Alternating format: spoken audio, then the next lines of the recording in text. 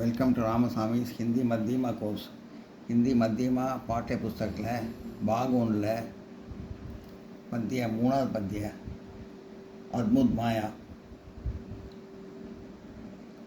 Poem. போன கிளாஸில் வந்து போயமும் சப்தார்த்தம் இஆர்சியும் பார்த்தோம். இந்த கிளாஸ் வந்து கொஸ்டின் ஆன்சரும் சாராம்சமும் பார்ப்போம். அத்புத் மாயா.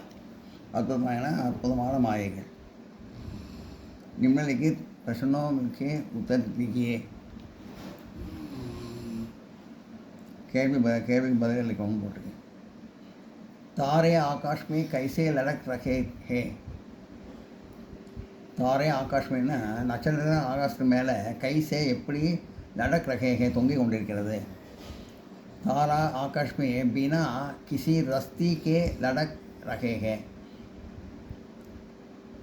இந்த கைசே எடுத்துட்டு பினா கிசி ரஸ்தி கேவை போட்டு ரஸ்திக்கே போட்டு லடக் ஹேன்னு போட்டுருணும். அந்த ஆன்சரில் இந்த கொஸ்டின் மார்க் விட்டுட்டு இந்த கைசேவை எடுத்துகிட்டு இதை அப்படியே எழுதிட்டு தாரா ஆகாஷ்மே பினா கிசி ரஸ்திக்கே லடக் ரகே ஹே. நட்சத்திரங்கள் ஆகாசத்து மேலே ரஸ்தின்னா நூல், பினா கிசி எந்த நூலும் இல்லாமல் லடக் ரகே ஹே தொங்கி கொண்டிருக்கிறது. तारे आकाश में बिना किसी रस्सी के लटक रहे हैं. ஆகாசத்தில் நட்சத்திரங்கள் வந்து நூல் இல்லாமல் தொங்கிக் கொண்டிருக்கிறது. வம்சி விருஷ கைசே பஜா ரகே ஹே. மூங்கில் மரம் எப்படி வாசித்து கொண்டிருக்கிறது. வம்சி விருஷா प्राण के बिना இந்த கைசே வைத்துட்டு प्राण के बिना போட்டு प्राण के बिना பி அப்படின்னு போட்டு பத்தி ரக்கேங்க அப்படி எழுதணும். அப்படியே வம்சி விருஷா प्राण के बिना பி. அதாவது மூங்கில் மரம் வந்து உயிர் இல்லாமையே வாசித்து கொண்டிருக்கிறது.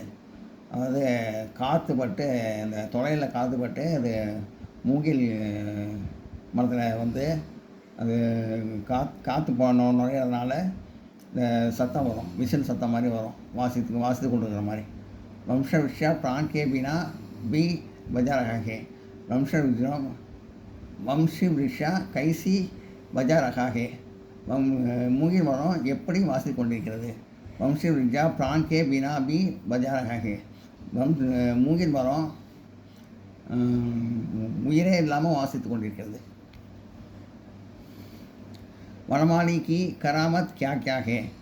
வனமாலி அதாவது தோட்டக்காரனாலும் அந்த கடவுளுங்கிற அர்த்தத்தில் தான் அது வருது. யானி அதாவது வனமாலி, யானினா வனமாலி அதாவது யானினா அதாவது பகவான் கி கடவுளுடைய கராமத் அத்புத் ஹே. செயல்பாடுகள் வந்து ரொம்ப அற்புதமானது. கடவுளுடைய செயல்பாடுகள் அற்புதமானது.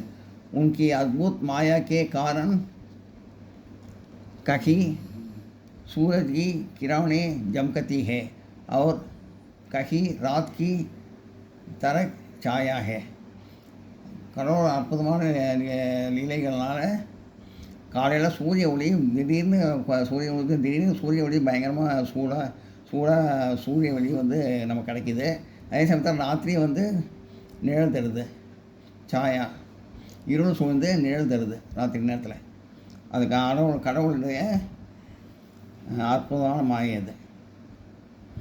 अद्भुत माया कविता का सारांश अपने शब्दों में लिखिए. अद्भुत माया कविதையோட சாராம்சத்தை எஸ்ஸேவை சுருக்கத்தை உங்கள் நடையில் எழுதவும் தங்களோட நடையில் எழுதவும் போடுங்க. अद्भुत माया नामक कविता में कवि भगवान की अद्भुत लीला के बारे से बताते हैं. अद्भुत माया அற்புதமான மாயை கவிதையில் கவிஞர் வந்து பகவானோட அற்புதமான லீலைகளை வந்து சொல்லியிருக்காரு.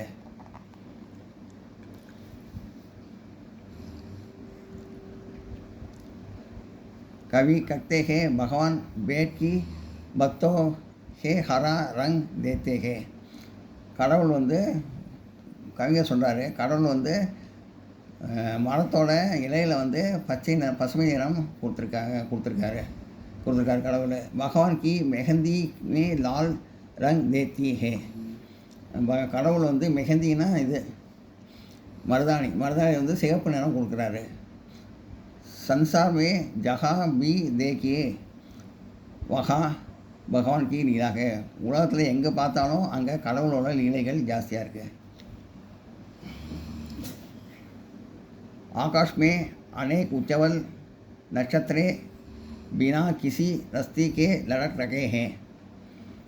ஆகாசத்தில் உஜ்ஜவல் நட்சத்திரம் நிறைய உஜ்ஜவல் நட்சத்திரம் மின்னுகிற நட்சத்திரங்கள் பினா கிசி ரஸ்தி நூல் இல்லாமல், ரஸ்தினா நூல், பினா கிசினா இல்லாமல், நூல் இல்லாமல் கே லடக் ரகை தொங்கிக் கொண்டிருக்கிறது.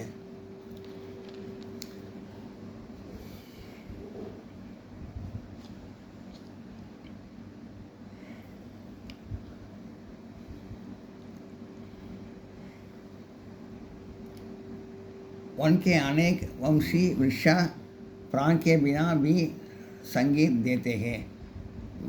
காட்டில் வந்து நிறைய மூங்கில் மரங்கள் வந்து உயிரே இல்லாமல் வாசித்து கொண்டிருக்கிறது.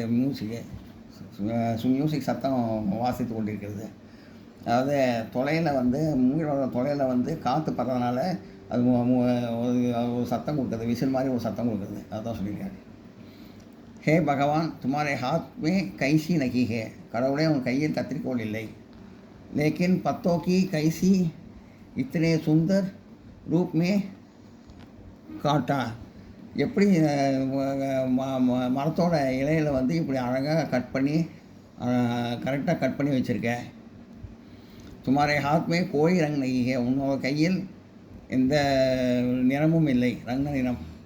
फिर कैसी इन फूलों के तुमने इतने आकर्षक रंग दिए.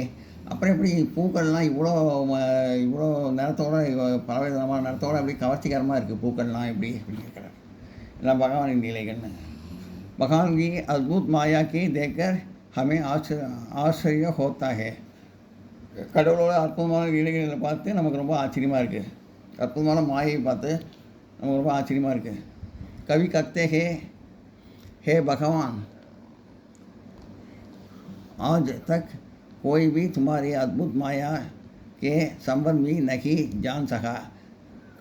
கடவுள் கடவுளே உன்னுடைய இந்த அற்புதமான மாயை வந்து யாருனாலும் இது வரைக்கும் கண்டுபிடிக்கல. अचानक आगी तरक धूप का प्रकाश है और कहीं रात जैसी छाया है. பகல் நேரத்தில் திடீர்னு சூரிய ஒளி வந்து நல்ல சூடான கதிர்கள்லாம் காட்டுது.